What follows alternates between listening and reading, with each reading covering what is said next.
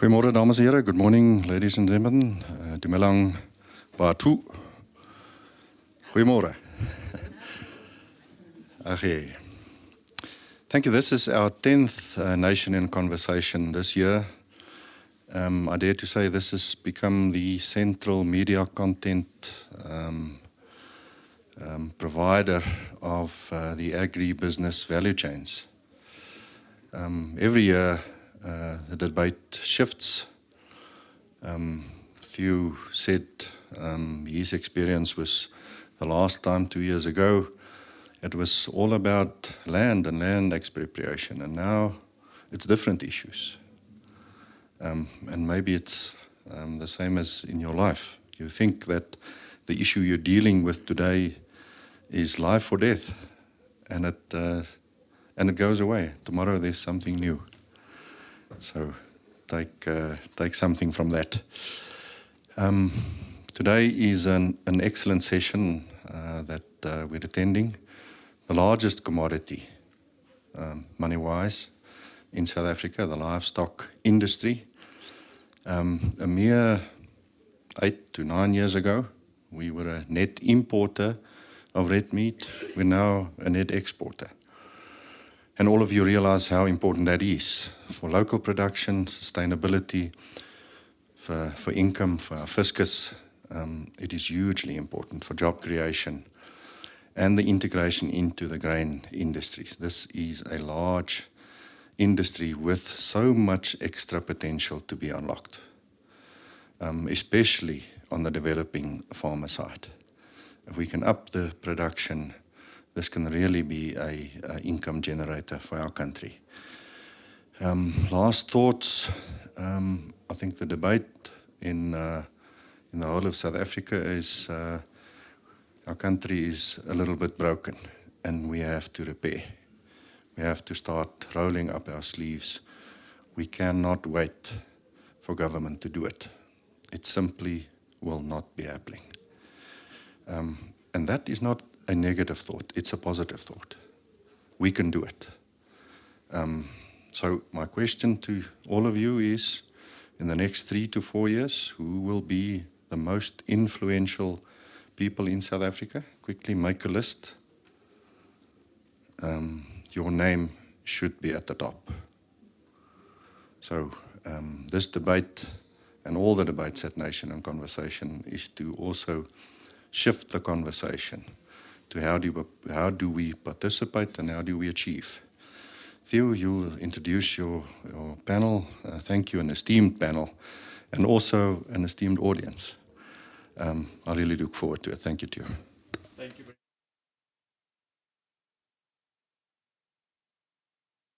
Or short scene-setting video. So let's view the video, and then I'm happy to introduce my panel. Grain production in South Africa is under threat from rapidly rising input costs and more frequent extreme weather events. Grain producers will have to consider diversifying their operations to mitigate the risks and improve their cash flow. In various agricultural industries, you get the cyclical nature of agriculture, you get seasonal nature of agriculture, and that's why it's so important when some industries hit an upward trend, some might be at the bottom, and that's why it's so important to be diversified from the grain industry right into the animal industry as well.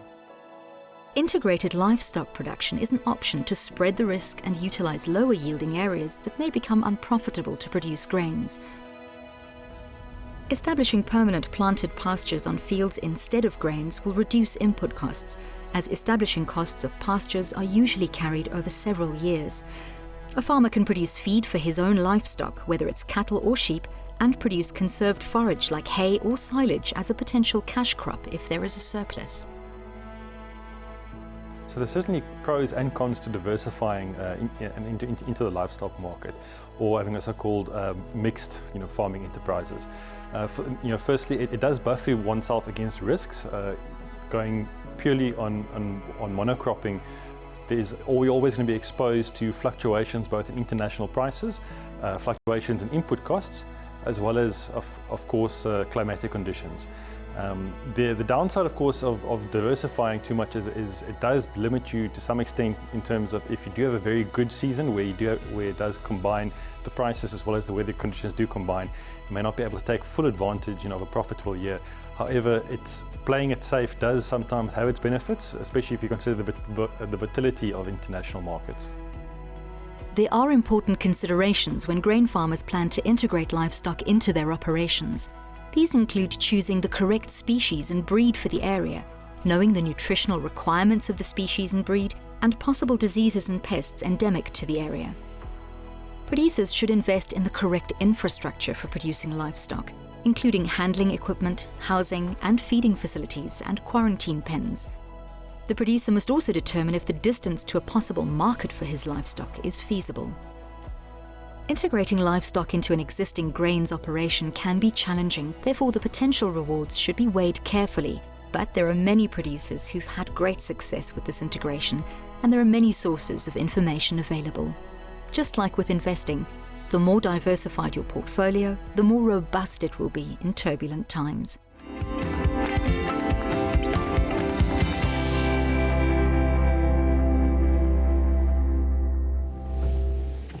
Good morning, ladies and gentlemen. Welcome to this discussion this morning. I've got a great panel here. First of all, I want to thank the panel members for all being here, being part of the panel. Kobus van Koller was the last time NAMPO had actually we held it at Bothaville in 2019. You were the chairperson of NAMPO, so thank you very much. I am going to ask you your view on how you feel about this year. We're back after 3 years, just a short view. But let me first introduce my panel. On the further side is Dewald Olivier. Now, up until 10 minutes ago, Dewald was part of the audience. Dewald, thank you very much. No problem. I thank you for joining us. Due to the heavy traffic congestion outside, which I think is great for the show, it takes longer to get in than you anticipate if you purely look on a map. So Dewald Olivier is the CEO of the Feedlot Association. Dewald, thank you very much for joining us. Next to him is Kobus van Koller from the farm Libanon, near Viljoenskroon. Kobus, as I said, was a previous chairperson of NAMPO, so I am going to ask him about that. Next, Gerrit van Zyl, the owner of Hanzeil Bonsmaras. Gerrit, thank you very much. I look forward to your participation. And then Dr. Fafa Malan, a virtual veterinarian, landbou.com. I think Dr. Fafa is an institution in the agriculture sector, in the livestock sector. So we are privileged, Dr. Fafa Malan, for being with us today. Let me start, Kobus. Firstly, let's just quickly get your synopsis on NAMPO. We are back 2 years. There was not a physical presence at NAMPO. The previous time, 2019, you were still the chairperson. How do you feel about this year? I believe it's a very excellent show we have this year. If you think about farmers and agriculture companies and every exhibitor on this NAMPO are like family. And we are like to communicate with each another and ask how are you doing and what's going on. So the feeling is very positive outside. I think it is one of the best NAMPOs we have after a close down of 2 years. And I believe if I spoke to the exhibitors, they're also surprised what is happening on 2022 NAMPO. I can concur with that. I was yesterday talking to 2 exhibitors. The one was Landbou Weekblad, which had a stall in one of the halls, in the NAMPO hall, and they have a set of soft toys that they sell at all these festivals, including Aardklop or KAK&K or the Woordfees. And the guy said yesterday to me, sold out. He's completely sold out. They know what they get at normal festivals. They want stock till the last day, tomorrow afternoon. Yesterday lunchtime they sold out, and I talked to a drone company and I asked them about the drones, which is interesting. The drone they had can pick up 70 kilograms. So I asked him, so does that mean at some point in time the lifesaver will not be the stand bloke sitting on the beach, but would be a guy with a drone dropping the whatever is required behind the somewhere in the rough sea, but it'll be some guy sitting with his drone and assisting the guy. But he said to me, I said to him, how's it going? I said, oom, ons kan nie meer lunch breaks vat nie, dis te besig. We can't take a lunch break, it's too busy. So that's great. Kobus, let's start with the topic. Diversifying, specifically if you look at a grain operation, a grain farming operation, diversifying into livestock. Just look at a bit from a principal point of view. Why should one look at that? Theo, yes, we have a saying in my area is like Karls Attractor, means by it's broken or broke, then it costs you money. Karls a cow, then you make money. So at the end, it's just an extra leg in farming diversification. So we do crop rotation like with sunflower, maize and soya beans. Now we also do it with cover crop, integration with livestock. And then you have that extra leg of cash flow, which is very stable and sustainable for the long future. And if you look at the financial sector today, they want to see a positive cash flow in your farming business. And that's why it is so important. And the extra add-on to that is, with the livestock on your lands where you do crop rotation, it's also increase your health of your soil also. So therefore, it is from a cash flow point of view, it gives a stability to the cash flow. And what you're saying, which I did not realize, it increased the health of the soil if cattle and livestock forms part of it. Gerrit, from your point of view, if one were to look at that, you are an extensive livestock farmer. What are the principles that you would recommend one should look at? Okay. Thanks for being here, Theo. I think it's important for me to go the regenerative route. Okay, and that means that we're gonna grow more grass to carry more cattle. So it's more with less. And once we get into that, like we do double our normal stocking rate at the moment. Just explain that. Our stocking rate is 6 hectares per animal, and currently we're carrying 2.66 hectares per animal. Okay. And that is just a major shift. So I think it's doubling up almost. Doubling up on because it's the same. Your fixed cost is the same, but you double your animals. So your return on potential, return on profit, it's just much higher. So I think that's where, just looking at diversification from the maize guys, is that my view is to don't be a maize farmer with cattle, be a cattle farmer as a part of a profit center. So don't do it. It's not an add-on. It's needed to be a specific farming-focused operation. That's my view. And then definitely the regenerative route, which we can carry double the animals, and we are going now for 3 times the norm. So we're going down 2. That's our next step. So we're carrying then 3 times the normal animals, and we had the most grass we ever had. Because what he says is that we regenerate the soil, and then we grow more grass. So it's more a soil fertility thing that we're starting improving by correctly implementing actually managing the grazing with the cattle. And that comes to the point. You're not a maize farmer with some cattle. No, I'm just a cattle farmer. But you should look at cattle specifically. Yes, I think if they diversify the maize guys to as I say, it must be a profit center, Theo. So if you're not going to manage it properly, and you're not doing it profitably, you don't implement that profitably into your maize farming, then I think it's a waste of time. Dewald, from your point of view, as the representing the Feedlot Association. I'd like to actually say that at this stage I represent more than just the feedlots, the total value chain, and I agree 100% with what you just said with regards to a cost center. If you look at what the feedlots are doing, I think they've done that already. They've got maize farming, they've got a lot of other agricultural setups.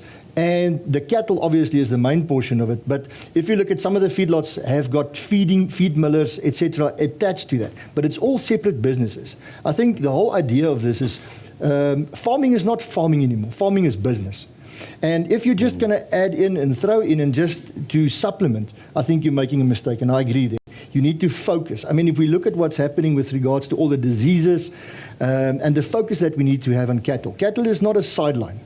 If you've got livestock on your farm, it's a full-time operation, and you need all the attention that you can give to that. It's not a sideline, and it can never be a sideline. It's got so much focus is needed there. Fafa, from your point of view, you coming from the side of the health of the cattle, the risks involved in that. If I start from your point of view, first of all, let's look at your advice when somebody wants to say, but wait a second, my cattle was a sideline, I need to lift that to a proper business and need to focus it. What would, from your point of view, the advice be from a starting point? I start to say we are all in the same business. We are in the business of food security for the country. People want to eat safe food, and our farmers have got to make money. If we all concentrate on this goal, we will succeed. So I am also the manager of the Ruminant Veterinary Association of South Africa. So it's our job actually to keep the national herd healthy. How does a farmer make money? One calf per year. The system might be, for our friends here from the feedlot, they want weaner calves. We can supply that. But we want healthy cows that can produce one calf per year. And this is where we are there to assist the farmers to reach this. I'm going to talk a lot about diseases. One death in nature is part of nature, but one death on a farm is a disaster for a farmer. So if we can work together with our farmers, with management programs, we will succeed for the farmers to make money. If you look at the principle of, let's say you've touched on a disease control on a farm, specifically if you introduced it as part of a diversification, what's the elements that one should start to focus on? I talk about the 3 F's. It's your farm gate, it's your fences, and it's your foresight. So before starting with an enterprise, precision farming, you've got to sit down with experts that's got the knowledge, with people, farmers that are already succeeding, and sit down with them and hear where the shortfalls are. And it all starts about where you're going to buy in your cattle. Our friend sitting there in the corner, he is fighting foot and mouth disease at the moment. Thank you what you're doing. But things that you even don't think of can ruin this whole plan that we... So start with a plan, like building a building. The foundation, the bricks, everything should be perfect. And of course your neighbor should do the same. Otherwise it's not going to help. You're going to... Kobus, from your point of view, if you look at, you are successful in what you are doing, but what are some of the mistakes or the red lights that people should look out for from an operational point of view? Theo, I think the most important thing is don't just jump into that. Get the right partners with the knowledge, get the partnership into your business, and go around and see what the other farmers is, how they do that, who's already been successful with that. I'm also now in the feedlot system where we have weaners on the cover crop. And it was a while to learn that system, especially with vaccination and feeding and all that stuff. And we have also RFID identification on that calves to check and see how they grow monthly, how they perform. And at the end, the biosecurity on the farm is also very important, especially with sheep, where we have this, I spoke about, what is that, we have now with the lambs problems, Cryptosporidium, to have better control on your farm with that. So you must know this, the vaccinations, the sicknesses on the farm and the livestock, and get the right information on that. And then the last thing is maybe also the workers on your farm. They must know exactly what is going on. So you must inform them also where you want to go. Also teach them and learn them with the livestock, and they must be part of that system because they are your eyes and ears what is going on the land, on the field, with the cattle or the sheep or whatsoever. So it's not just a matter of keeping some cattle around. It's you need to focus on it, and you need to make it specifically developed. If you look at the risk mitigation factors between, on the one hand, producing grain and having your own cattle herd on the farm, how does that assist you from a risk mitigation factor? Well, what we can say is I think the prices that we're getting for cattle at this stage is very, very high. We get good prices from the primary side, and obviously the slaughter prices are very good as well. It's very constant. The fluctuations are much less than what we currently see within the grain prices, for example, which is a headache to us in the feedlot industry with regards to feeding, and it creates a lot of risk. You see, a farmer always sells a calf. Cattle get sold, not necessarily at the right price that you wanted, but there's a lot we sell, and we earlier Francois said that we're a net exporter of red meat in South Africa.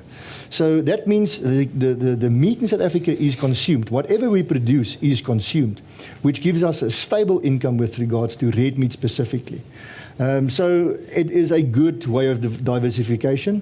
We need more cattle. I think one of the things which we need to understand is one of the most important reasons why feedlots import cattle from, for example, Namibia, is the fact that we don't have enough cattle within South Africa that we can use within the feedlot. So there's a big scope for calves, for cattle to move into the feedlot business, meaning selling to feedlots for them to grow. So the opportunities are endless within the beef industry currently in our setup. And I think where we're going with regards to the way we're structuring ourselves, there's going to be more opportunities for export.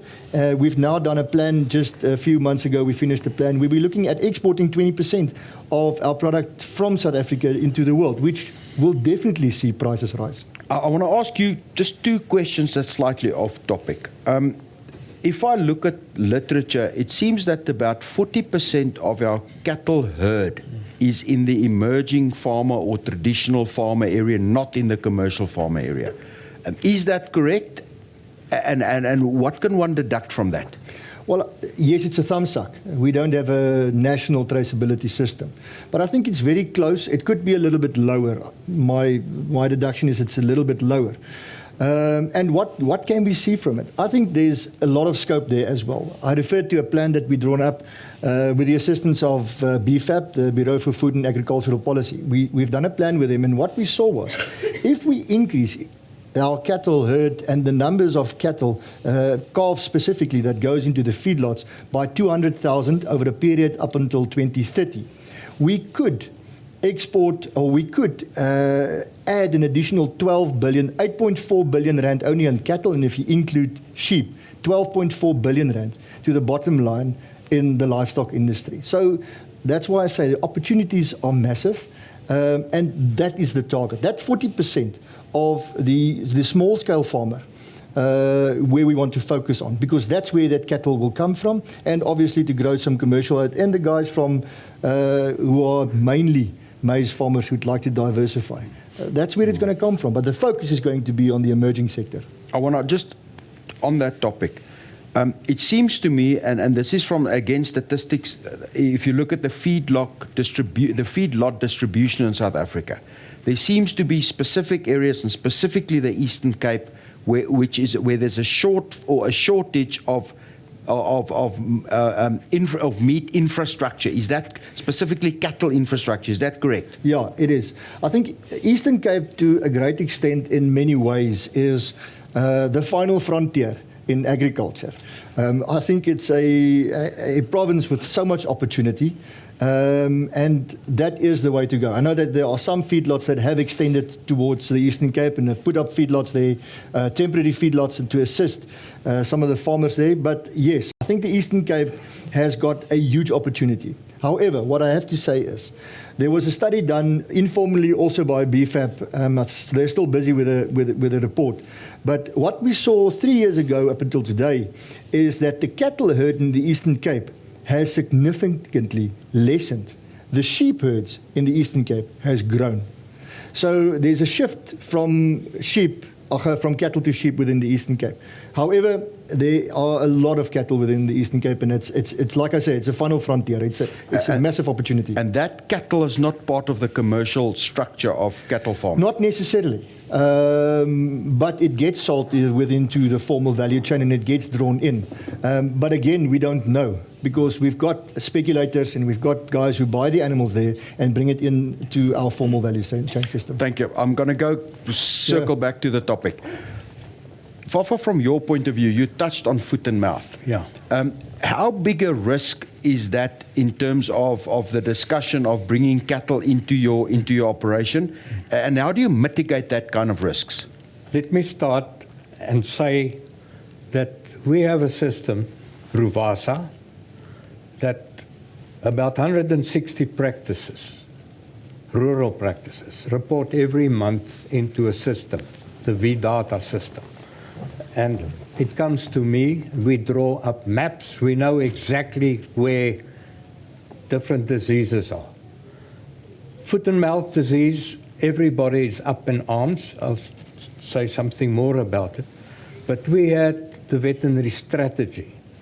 We had the OIE, International Organization for Animal Health, coming into our country, and brucellosis, bovine brucellosis, had been chosen as the model disease, because if we can control brucellosis, and that's what we talked about, the RFID system, LIT system, livestock identification and traceability, because how can you control a disease if we don't know where our animals is?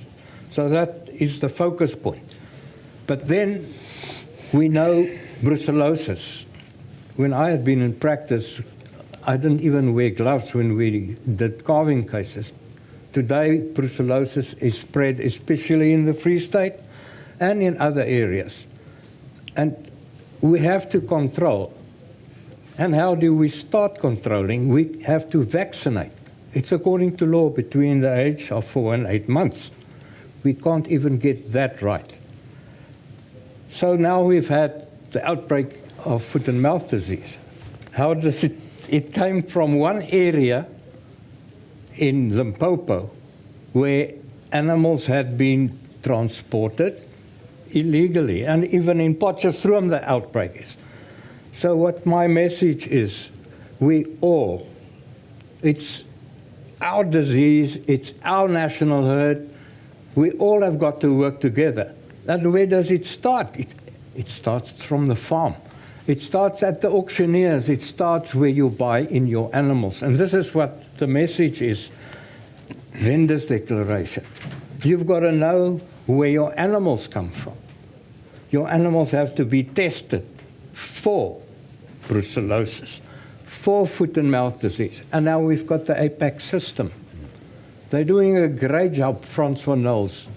But we've got the illegal guys on bakkies traveling illegally from the foot and mouth disease areas up to Potchefstroom.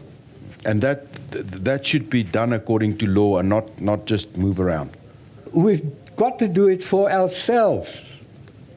And that's every farm and every neighbor, every area, every farmers association. Let's do it together for ourselves. Gerrit, I'm going to move to you. In terms of these risks, the risk of animal health, how do you approach that risk, specifically being cognizant of the fact that if somebody who's primarily a grain farmer starts this leg on his farm, how do you manage the risk of disease? Because that can turn this operation very quickly into a very bad financial decision. Yes. I mean, my recommendation will be obviously make sure where you buy your animals. Is that the starting point? I think so. You must buy from a clean herd. You know, so what we've done is that we've obviously in close consultation with our local vet, sit down and say, what is the diseases in my area which I have to look for? And then make sure that you draw up a plan and make sure that you do that every single year. You know, I think we're trying to get away from the cost. But this, I mean, it's nullifying. I mean, 2 animals die or something, or you have to quarantine because of, I mean, it's devastating.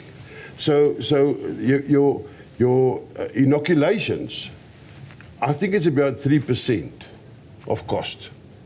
So it's not a thing that we say, okay. So my view will be make sure that you buy from somebody that's certified. Brucellosis clean, which have tested. That's the first thing. Don't go and buy the local thing if it's not tested. And then secondly, sit down with your vet in specific areas to see what is needed in my area. And then work with him all the time. Don't try and skip a year to test your bulls or, you know, do all these things. Make sure you've got it. And keep your herd clean. And the inoculations, and what we do is with all our young animals, we do a skraagdosering. What is it? Booster. A booster.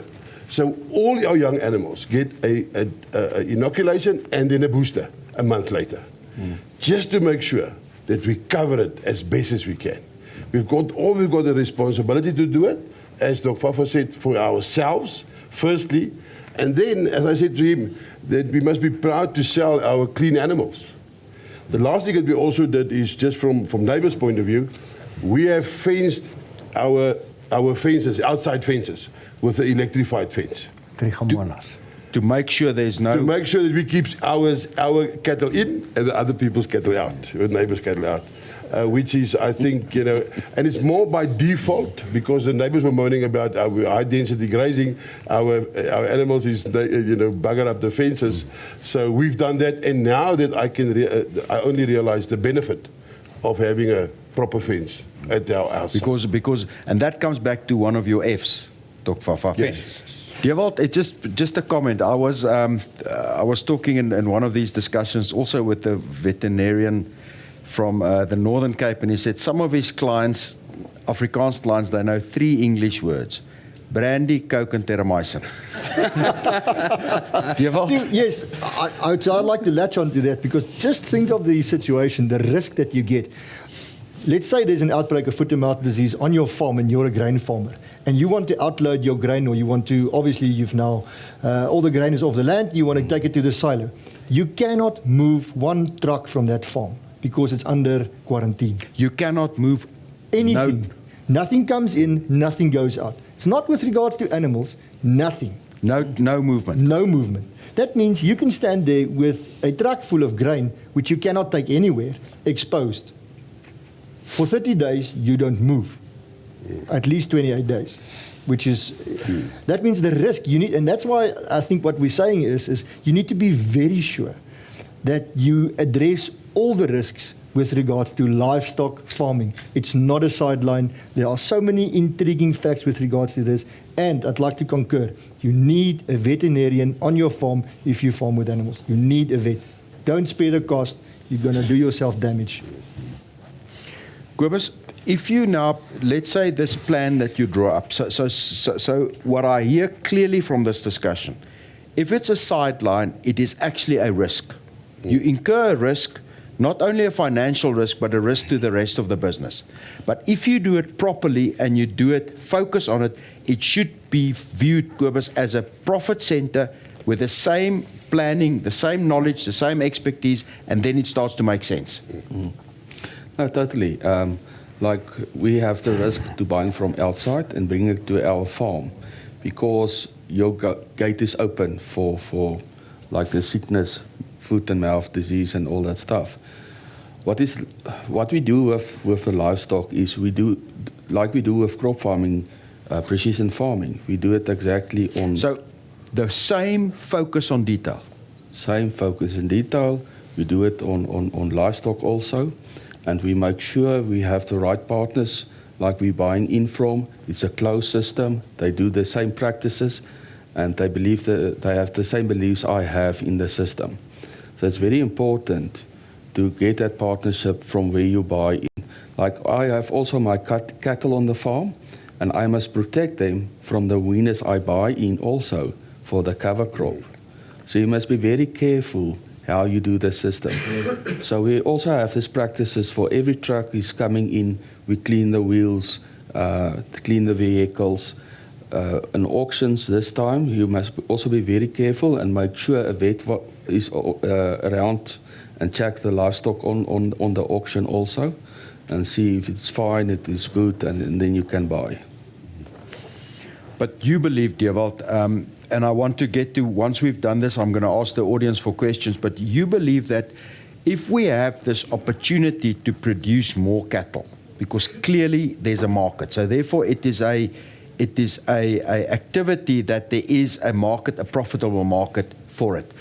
You believe that can come from guys that actually start to focus on a better way of diversifying their risk, and that part of the herd could form part of the long-term plan going forward. I agree. It's all about, and I think we've said it also this morning, it's my industry, it's your industry, it's not government's industry. Government is a role player within this industry. So it's my industry, and the better I look after my interest, my investment that I've made, the better outcome there will be. So I agree with 100% with what you just said, and I think there's a massive opportunity there. You sometimes, yeah. I would like to say something to our communal farmers. I had been on a research unit in Malalan, next door to the old Kangwane. We have got to involve our chiefs and our indunas with training to tell about biosecurity, and that each area, in a chief's area, should be a unit, and they should understand what biosecurity is all about vaccinations. We've got the CCS vets coming out every year. It's all to do with training and telling people exactly about what the risks are for them. And not buying in animals at auctions, maybe the most beautiful animals. I've got pictures of Brahman bulls that achieved prizes. They were all slaughtered due to brucellosis. So it's, knowledge is power, but you've got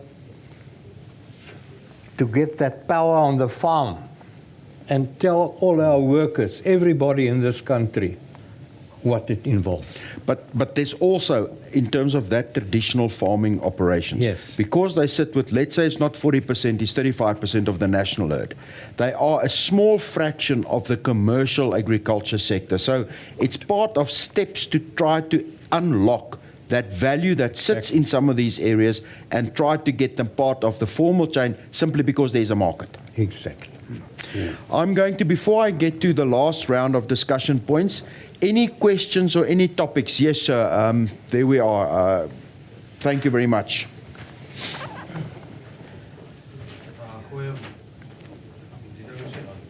I don't think, is it now on? Okay. Goeiemôre julle. Sorry, ek gaan in Afrikaans praat, my airtime raak op. Sekerlik. Dok Fafa, vraag vir jou en Dewald aan jou kant ook. Ons praat baie oor biosekuriteit. Dis 'n bitter belangrike ding, maar Dok Fafa het nou vinnig aan die onderwerp geraak van wat hulle nou by die veilingshuise daai biosekuriteit inbring. Maar my vraag is, hoe word dit beheer? Want ek het al by meer as een veilingshuise gekom waar daai biosekuriteit maatreëls nie gevolg word nie. Dan vir die vir Dewald. Hoe beheer julle in die voerkrale?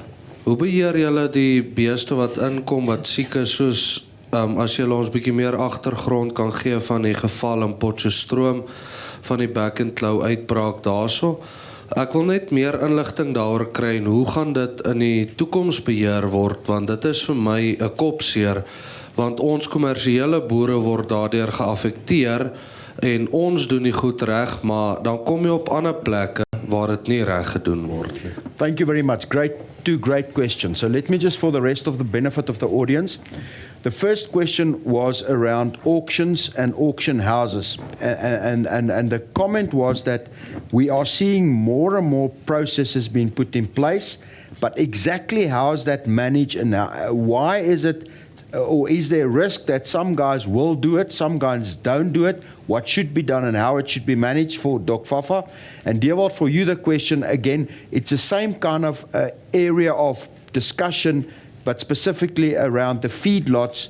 How do you manage that health of cattle coming in, number one? Number two, added to that, what do you do with the animal that's not healthy coming in? And I think the third question is a bit more light on the Potchefstroom incident, how that should be avoided, how that should be handled, so that doesn't happen again. But Dr. Fafa, let's start with you. I would like to hear what he's a law person, and he's on the National Animal Health Forum, the APAC rules, and the promulgation, everything. I think he can answer. I studied law. Okay, so I'll answer the question with regard to the auctions. Obviously, auctions is not the enemy. Auctions are not the enemy. I mean, there are very, very well maintained, very well managed auctions in South Africa. We also made a comment earlier with regards to self-regulation. And how we in the feedlot industry see it is, if you go to an auction and you do not necessarily, because you know who's at the auction, you do not see a vet, ask the question, where's the veterinarian that needs to be at this specific auction? Why are these rules not applied? Because that's the questions that needs to be asked. I'm not at the auction. I mean, you go to the auctions, you need to ask these questions. The biosecurity rules that was gazetted in 2019 actually stipulates, and it's very detailed with regards to what needs to be there, what has to be done. One of the issues actually that arose with the whole Potchefstroom outbreak is that one of the rules stipulated by the biosecurity rules by APAC is that anyone that wants to sell his cattle at an auction need to register 24 hours before the auction in advance and submit a list of the animals that will be delivered to the auction with numbers, tag numbers attached to that. So that means you should be able to understand exactly who the farmer is, where he farms, and which animals is going to be sold. And from there you can ask questions. So if somebody pitches at the auction on that specific day and says, here's my animals, I want to sell it, the auctioneer is supposed to say, sorry, I can't help you, but let's just stand there. I'd like to check your animals. And that's how it happened, where there was F brand marks found in some of the auctions that happened in Gauteng. Firstly. So I think the auctions are doing well. We need to actually assist them by raising the flag, and those guys who do not play by the rules, we need to show them out. We need to tell them. With regards to my question on specifically, let's start with what happened in Potchefstroom. I think it's ongoing in Potch, the Potch outbreak. What can and what should look different in future? Let me say this. The way we handled the outbreak in Potchefstroom and in the Free State and in Gauteng at this stage, it is much quicker and much better than what we handled 2019. There was a definite earnest look at how we do it, so it was much quicker resolved. That being said, the fact that it broke in Potchefstroom is also not good. We've actually implemented, or we set up a company called Red Meat Industry Services. This company will, in future, with the new statutory levy, be the service delivery company and will look at all of this. There will be specific subsections under this, and I'll take it offline with you if you need some more information. I'd like to explain it. A service delivery company back to the industry, which manages all of this and takes the industry companies like the SAFAs and the RPOs to engage with their members, but where the tacky hits the tar, there will stuff needs to be done. And we're 100% on the same page that stuff needs to be done. Within the feedlot industry, how do we do it? I think one of the one of the biggest things that the feedlots are starting is compartments. A feedlot per se is a compartment, and I'm not going to go into the OIE rules with regards to a compartment, but it is isolated. It's almost like your farm, where the fences, that's a compartment, and that will be actually, to the biggest extent of it, be seen as a compartment delivering into another compartment, a feedlot. So cattle that come in, calves that come in, are put into a backgrounding facility. But we must remember, you need either a one cycle or two cycle incubation period, which is 28 days, specifically for foot and mouth disease. So you cannot introduce new cattle to an old, a lot of cattle or calf standing there. That means you start with day one again, which means you need camps, backgrounding camps, separating cattle for 28 days at a time, and then there you'll see whether or not cattle are infected or ill or is in bad shape. And then from there you remove it to a hospital, obviously, and treat it from there. But it happens. I mean, none of us has got X-ray eyes, and we know that cattle comes through the system where they are sick and they have a disease that cannot be seen with the eye, and that gets treated. It's understandable. But then there are other cattle that you can immediately identify as being dysfunctional. Do you want to add something? I just want to add to say there are other diseases as well. Trichomoniasis, it's a venereal disease. Vibriosis, venereal disease. We had tremendous outbreaks of lumpy skin disease. It can be prevented, good vaccines. We have blue tongue. You need horses on the farm to control African horse sickness. Was it Driedaas-Stuyvesant sickness, ephemeral fever? Just go to www.NAHF, National Animal Health Forum.co.za, info center. All the maps are there every month. Just read it. I preach, I give a sermon every month to people. It's like somebody not going to the church, you know, they don't know. But it is there. The information is there. It's our country, our beautiful country. It's our area. It's our Botawil. It's our Nampu. We've got lots of cattle here. Some people will say, why do we have cattle here? But they go through a certain system. Foresight. Foresight. Dink wat jy doen. Elke dingetjie. One animal can cause a disaster. Thank you. Is there any other questions? Yes, there's questions here and at the back. So let's start in front and then we get to the back. Thanks very much for the information we get from the panel members. Highly appreciated.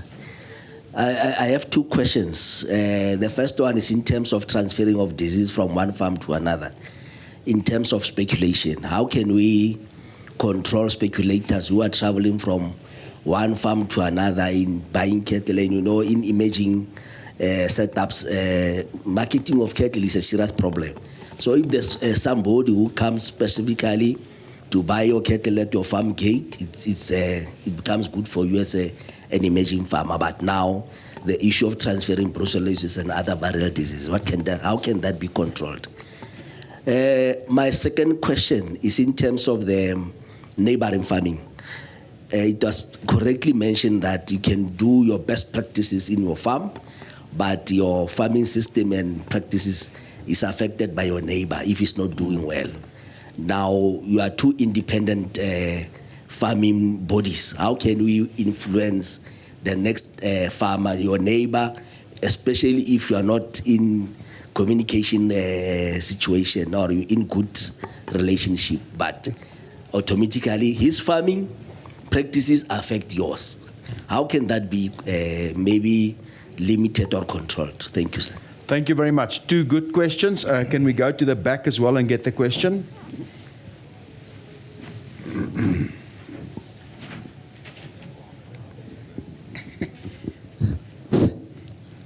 Thank you so much to the panel for this informative session. My question is around the rural areas. I know Diewald mentioned that they are trying to help in the Eastern Cape, but I don't know if they're reaching out to the real rural people, because there is a lot of informal farming in the rural areas. Is there anything that can be done there to actually assist them to commercialize that market and even formalize it. Because once it's formalized, then it will be able, you will be able to help them, you will be able to reach out to them. Thank you very much. Thanks for those questions. Any other questions? Last one. There's one. There you go. Thanks. Very there's one informative as well. session. So yes. I'm not a cattle farmer, but I must ask.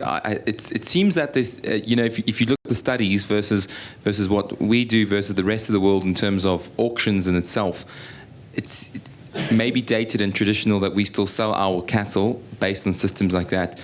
It seems other countries have a far more, I would say, digital solution nowadays to auctions and how they auction their cattle out to different markets and different purchases. We know that you've got commercial purchases such as your guys selves and feedlots, but do you not think that would curb a lot of the problem that we're having at the moment, where you would have a vet that would authorize a certain weaners at that stage to clear them, and you would have to follow the checklist down, and once all that checklist has been done or somewhat regulated, it could then be sold on? Thank you. And then there's one last question there. Yeah, thank you very much. Mine is more of a comment than a question, but also in terms of structures like this. Following up on the rural question, I'm a small-scale village farmer, so to speak, and sitting here and listening, I think we're running two worlds apart. Structures like commercial farming are way ahead in terms of what is happening in the rural communities. For instance, we struggle with basic issues like animal identification. I lost a lot of lambs when what I was calling sheep COVID last year, when the lambs were dying like you won't believe it. And I'm just hoping that there could be a platform. I know there are structures like AFASA and whatever. There could be a platform where there should be a transfer of skills from the commercial farming, following up on what Howard was saying in terms of trying and formalize, so that things like that my brother down there was saying, the issue of speculators, they are a real problem, because my animals that are not identified, there is a proper deemed a commercial farmer with a truck driving around the village, buying animals, bringing it into your system, and such sourcing problems for you, basically. Thank you very much. I think these are great questions. And I'm going to ask, first of all, Dewald, I think a lot of it was in the area that you discussed. Dr. Fafa, I'm going to ask you also to comment on some of these, but let's start, Dewald, your comments on what was said. I'd like to start with your comment and not your question, and I agree with you 100%. Back to the speculators. And I think that those two, the comment and your question is actually linked. And it's not, you get good speculators. It's not everybody is bad, but it's that one bad apple that actually sours everything and that buys animals from an area, like we've seen in the Potch incident, that cattle that comes from an area that should never have left that specific region. I also make the comment at the Ruvasa Congress, and the veterinarians do not agree with me, but this is my comment. Cattle do not spread the disease. It's people. People are spreading the diseases in our country. We're allowing cattle to be in contact. And you've got a great method with the electric fencing. But I want to make a comment. If you can, as a commercial farmer, then put double fencing on. Because it's my business. I'm protecting my investment. If that is what I have to do, I have to do it. With regards to the gentleman at the back and what's happening in the Eastern Cape, I agree with you. There are specific systems, and I'd like to also address this with you actually offline and I'd like to include you in some of the systems. We've got many running, and I'm 100% with you that maybe it's not communicated well enough through the specific systems. And that, again, to my comment, the RMIS, the Red Meat Industry Services, this company that we've set up is going to aim and specifically look at that to say that how do we deliver the services within the industry? It's lacking. I'm the first one to raise my hand. I'd like to answer with regards to the auctions and online auctions. It's a brilliant and a wonderful idea if you're a commercial farmer. If you've got a setup whereby you can video and apply and put your animals on a system whereby I can see it. But there are many rural or communal or small-scale farmers who cannot join that ability and needs to take their cattle to a conventional or an old system whereby they bring their cattle to an auction. It's not going to change in the near future in South Africa by the way of the setup of our industry. We would love it if we can send a veterinarian to a specific area and just say, check this guy's cattle, and it happens. But that's the cattle that are bought directly from the farmer and goes to the feedlot normally. But there are guys that sells 1 or 2 cattle who cannot firstly afford a veterinarian, or secondly have the opportunity to put it on because there's a cost involved, and directly put it on that system.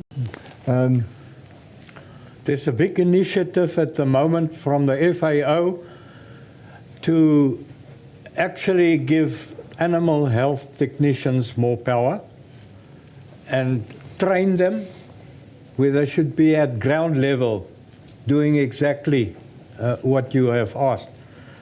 I think it comes on training. My friend from Elanco, they're sitting here, we have information days with Cernic all over the country. And there are other companies doing it as well. I think it's training, so that people realize that, I mean, all animals, according to law, have to be branded with your mark. If you move animals, if you sell animals. So it is there, but it's not enforced. I just want to add to the questions, and that is, I think to have a good neighbor and even have a good discussion with your neighbor is crucial. All right. So if you don't want to talk to him, please make time to fix it, that you can talk to him. The second one is that what we do is a quarantine, obviously for the 28 days. So what we do, we bring in like a bull, even if it's bought on an auction where the vet was cleared it, we will bring it to our place and then quarantine it for 28 days. We will clean it with a pour-on deadline or something, and make sure that we don't have the other people's sticks on our farm. Quarantine it, and probably day 17, day 20, we will block it, even there was something that is underlying. And then we will only put it into our farm, to the rest of the animals. So I think it's crucial that one have some sort of quarantine area, just to make sure that we don't, like what the feedlot do, everybody, we must do it as well. And then just on the one question there about the different way of selling and things like that, and that is that I know that, with us as having stud sales, the vet comes in 2 weeks, 3 weeks before the time. We test all the animals. So there's a certificate that every single animal is clean and it doesn't have underlying diseases, because we take the blood and we test it. So I think it's important, if one do want to go into, from the maize farmers go into, buy where they've got a certificate from the vet that this is okay. Thank you. I'm going to ask everybody for a closing comment, but I just want to make one. Thank you, Dewald. So you are welcome to take this discussion offline with Dewald. Specifically, as he said, the Eastern Cape is the last big frontier in South Africa. So take that discussion up, and I hope you come to become part of finding a bigger solution so that that part of the country becomes commercially as strong as the rest of the country, specifically not only around maize, but around the animals as well. So last point of advice, and this advice comes back to our topic.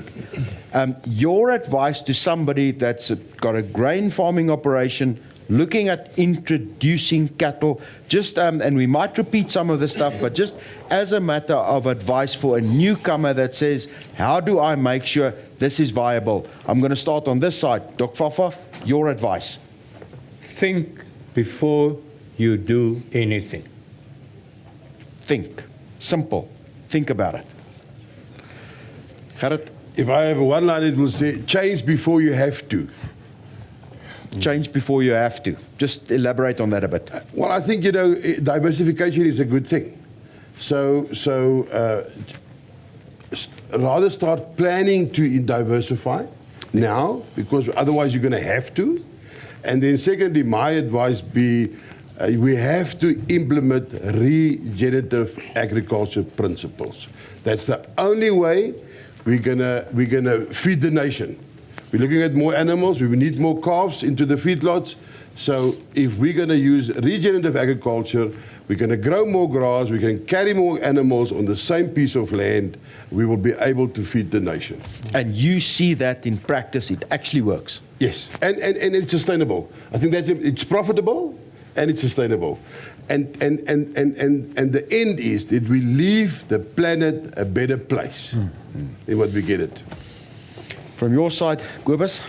Yes, yeah, I think it's not the strongest or the cleverest guy who will survive. It is the guy who could adapt to changes quickly. And we as a private sector must take fully ownership of what is happening with the livestock industry. The government, I think, don't have the capacity. Sorry about that, Fafa, but I don't believe they have. Luckily, we have the private sector who had controlled this mouth and food disease. Otherwise, it was much bigger problem. And I believe that guy in Potchefstroom has faced the law, what happened, to make an example so we can protect the industry. Dewald, again, just thank you. You were part of the audience until 10 minutes beforehand. Thank you for joining. It's a real pleasure. We've got a beautiful industry. We've got a beautiful industry in agriculture as a whole. And we shouldn't split it up. We are one, and we need the calves. We need more red meat. So, yes, there is an opportunity. Be wise about it, but understand, just as there are specific things you need to do in producing grain, you need to be very specific in growing animals.